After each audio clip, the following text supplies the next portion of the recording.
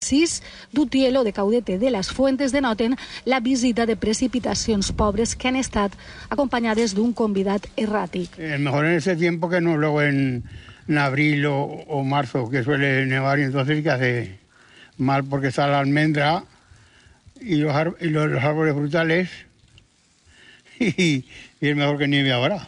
Flocs de neu a les aldees d'Aras de los Olmos, fins i tot han quallat a Requena a 692 metres d'altura. Les temperatures negatives han dominat tota la franja interior. A Vallanques, amb 5 graus per davall de 0, se situa el registre més baix. 3 centímetres de gruix com a mitjana. Als Serrans, idèntica posada en escena. El risc moderat per vent dominarà al llarg de la jornada. Jo pensé que això a millor que en 2 o 3 dies, però res. Les màximes termomètriques a la banda interior valenciana avui no passaran dels 4 graus. Dimarts 22 de gener, moment de repassar l'actualitat del dia. Comença Notícies 9. Racó d'Ademús, les volves han emblanquinat el paisatge. Hem vist nevar en algunes aldees d'Aras de los Olmos. També ha nevat als cims més alts d'Alacant i a l'Alt Palància.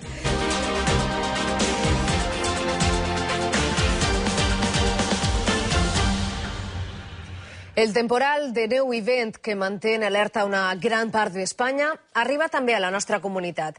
Esta vesprada ha començat a nevar a l'interior de la província de València i s'han registrat els primers problemes a les carreteres. Acudim en directe a Ademús, on està Anna Galvis. Anna, quina és la situació a hores d'ara?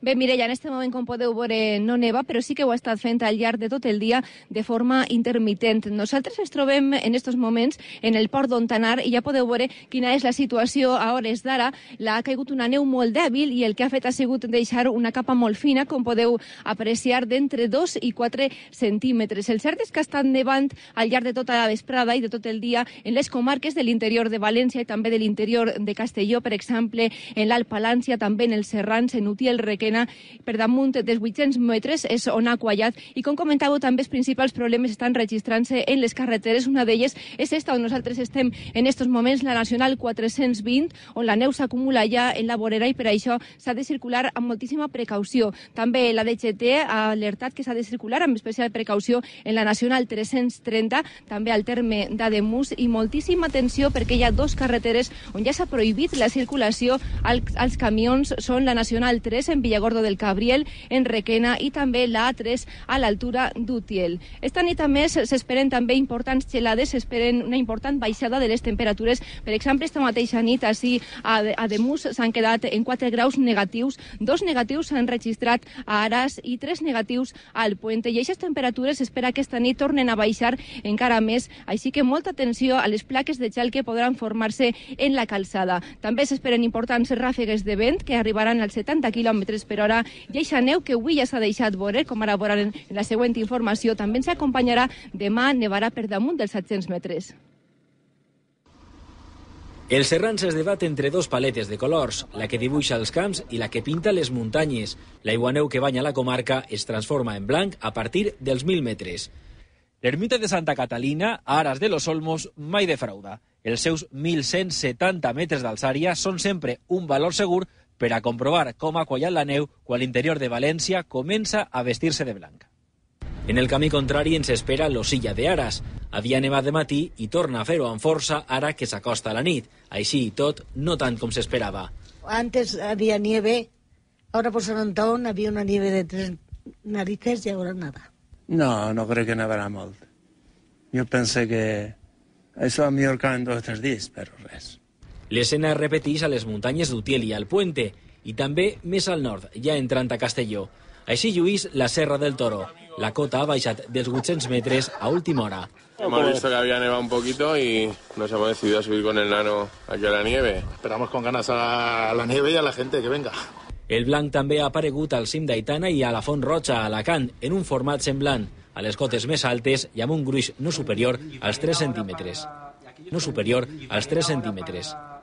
Bufa mestral, però com és tan escassa la densitat circulatòria nocturna en les vies d'accés a Ademús, els problemes de seguretat en carretera estan adherits al quitrà, a volves de neu que a causa de les ràfegues de vent del nord-est no tenen temps a reposar. Els esquís d'aigua neu, la pluja dèbil i ocasional marquen les adversitats meteorològiques a l'interior de València. Els 7 litres acumulats a 7 aguas, els 6 d'Utiel o de Caudete de les Fuentes denoten la visita de precipitacions pobres que han estat acompanyades de un convidat errático. Mejor en ese tiempo que no luego en abril o marzo, que suele nevar, y entonces que hace mal porque está la almendra y los árboles frutales y és millor que nieve ahora.